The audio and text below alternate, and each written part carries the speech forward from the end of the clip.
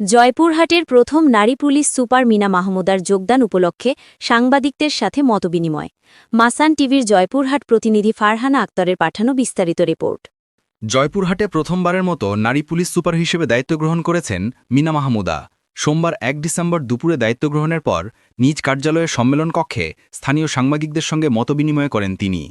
জেলা পুলিশের সার্বিক আইনশৃঙ্খলা পরিস্থিতি, নিরাপত্তা ব্যবস্থা এবং ভবিষ্যৎ কর্মপরিকল্পনা নিয়ে মতবিনিময় সভায় বিস্তারিত আলোচনা করা হয়। মতবিনিময় সভায় উপস্থিত ছিলেন অতিরিক্ত পুলিশ সুপার আরিফ হোসেন, সহকারী পুলিশ সুপার তুহিন রেজা, জেলা গোয়েন্দা শাখার ডিবিওসি আসাদুজ্জামান, জেলা ট্রাফিক পুলিশের ইন্সপেক্টর জামিরুল ইসলাম সহ জেলা প্রেস ক্লাবের সিনিয়র সহসভাপতি মাশরিকুল আলম, রাশেদুজ্জামান রাশেদ, যুগ্ম সাধারণ সম্পাদক শাহিদুল ইসলাম সবুজ সহ বিভিন্ন প্রিন্ট ও ইলেকট্রনিক মিডিয়ার সাংবাদিকরা।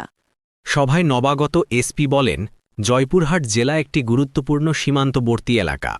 এখানে আইনশৃঙ্খলা রক্ষা ও জনগণের নিরাপত্তা নিশ্চিত করতে সর্বোচ্চ পেশাদারিত্বের সঙ্গে কাজ করতে চাই। তিনি আরও জানান, মাদক, নারী ও শিশু নির্যাতন, চোরাচালান সহ অপরাধ দমনে পুলিশের বিশেষ নজর থাকবে। মিনা মাহমুদা পূর্বে মাগুরা জেলার পুলিশ সুপার হিসেবে দায়িত্ব পালন করেছেন। তিনি ২৫তম বিসিএস পুলিশ ক্যাডারের কর্মকর্তা এবং ২০০৬ সালে পুলিশ বিভাগে যোগদান করেন। জেলায় প্রথম নারী পুলিশ সুপার হিসেবে তার যোগদানকে স্বাগত জানিয়েছেন সংশ্লিষ্ট মহল ও সাংবাদিকরা। নিয়মিত মাসান টিভির সংবাদ জানতে ভিজিট করুন www.masantv.com।